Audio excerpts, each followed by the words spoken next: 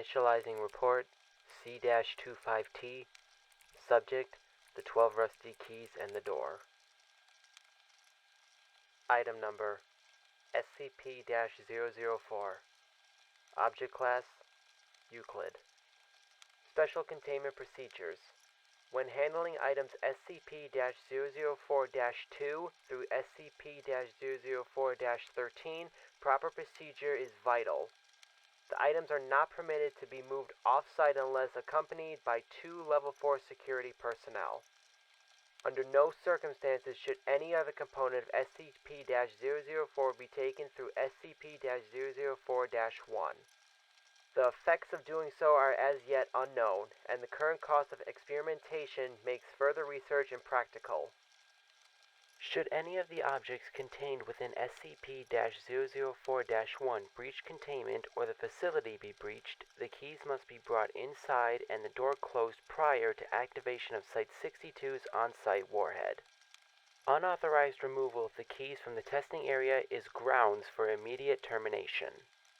Level 1 clearance is required for basic access to SCP-004-1. Level 4 clearance is required for use of SCP-004-2 to 13. Description: SCP-004 consists of an old wooden barn door, SCP-004-1, and a set of 12 rusted steel keys, SCP-004-2 through SCP-004-13. The door itself is the entrance to an abandoned factory in Data Removed. Chronological history. July 2nd, 1949. A group of 3 juveniles trespassing on federal property near find the door. According to their testimony, they find a set of rusted keys in an iron lockbox and determine what door the keys unlock. The juveniles are taken into custody after they contact sheriff when one of their friends, SCP-004-CAS-01, goes missing. July 3rd, 1949. Local authorities find the severed right hand of SCP-004-CAS-01 8 kilometers from SCP-004-1. Other parts of SCP-004-CAS-01's body are found scattered as far as 32 kilometers from the factory. Under interrogation, the apprehended juveniles tell authorities that upon opening the door with one of the keys, SCP-004-CAS-01 was torn into several pieces, each of which disappeared. At this point, the SCP Foundation takes over the investigation. July 4th, 1949. SCP agent obtains the keys from the local authorities to begin testing.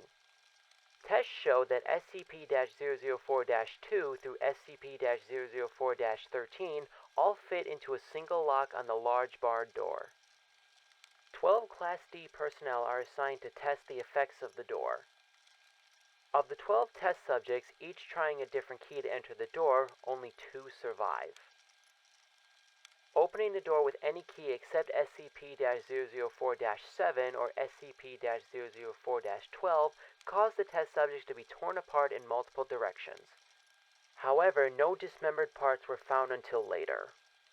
At the time of writing, only 2 parts of each subject have been recovered, with the exception of the subject using SCP-004-, whose pieces were scattered in close proximity.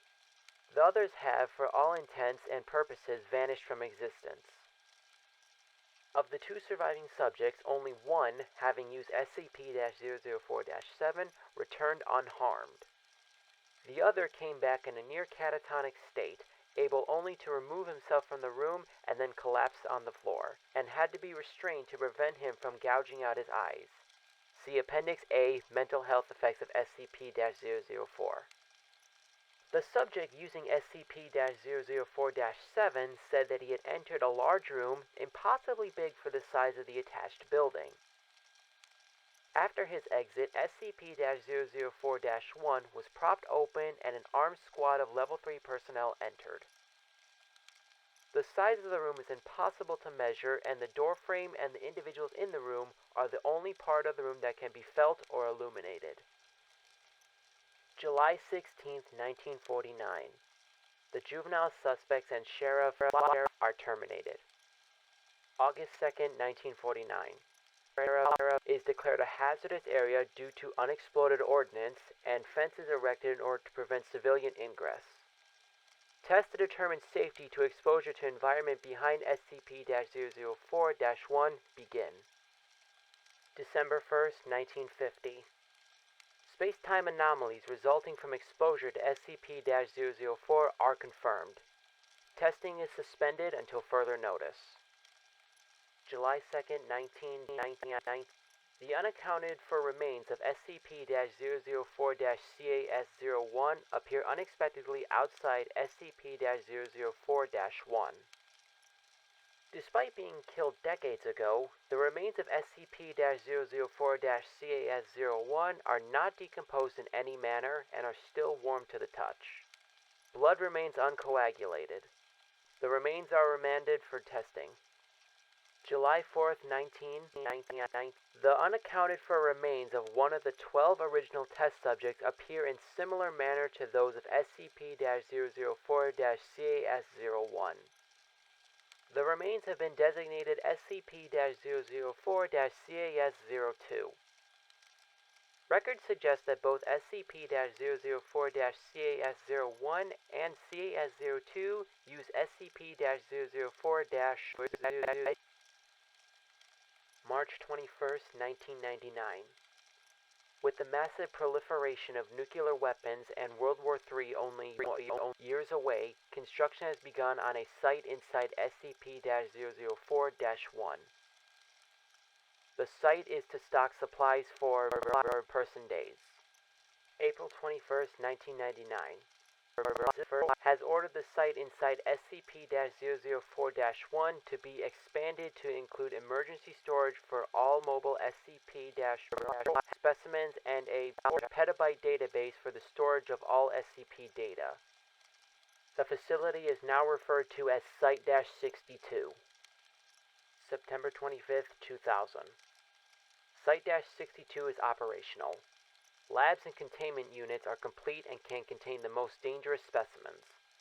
Backup of the SCP database has begun. January 25th, 2001. Due to time anomalies, see space-time anomalies below, all personnel working at Site-62 are now required to reside on-site permanently. Families of personnel are to be informed that loved ones perished in an industrial accident. Cloned bodies have been prepared for funeral. August 14th, 2003.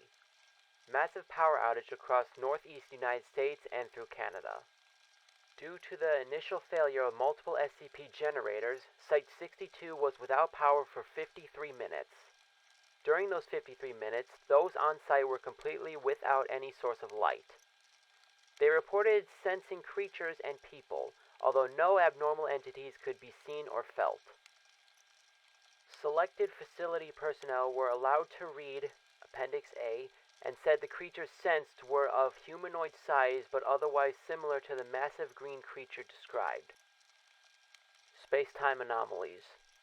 SCP-004 seems to propagate spatiotemporal anomalies. Personnel leaving the facility report losing time.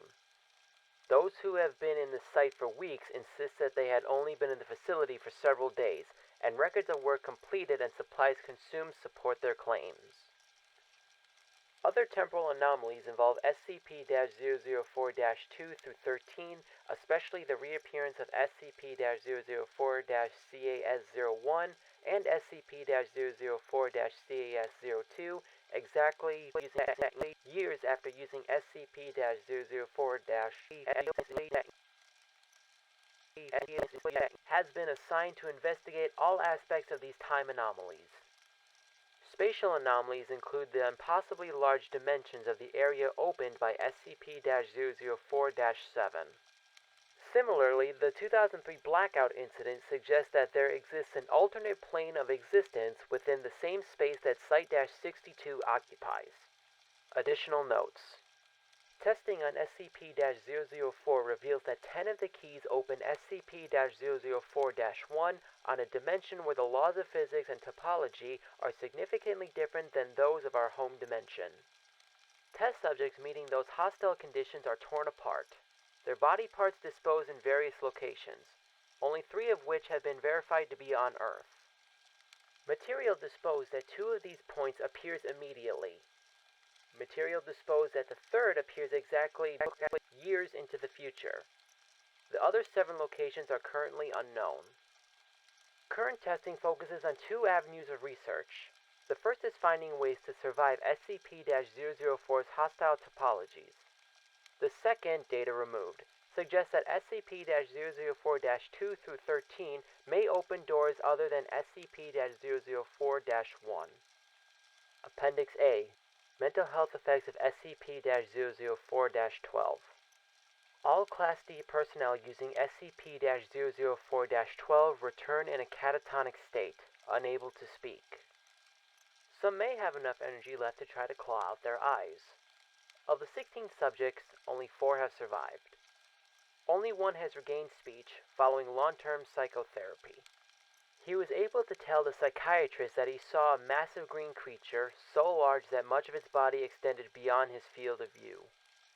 He reported innate fear and sudden recognition, as if it were something buried deep in his primal fears, and forced implantation of incomprehensible memories. Subject displays acute anterograde and retrograde amnesia. Appendix B, Additional Information. Item Number SCP-004-14. Data Discovery, September 2nd, 1950. Origin of Object. Object was discovered elsewhere in factory area, in the previously undiscovered manager's office. Description. Object appears as a large, unvarnished wooden box. The box may be unlocked by the safe key, SCP-004-7, as well as 5 of the unsafe keys.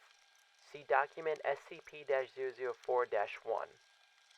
Upon unlocking SCP-004-14 with SCP-004-7, the box opens automatically on hinges.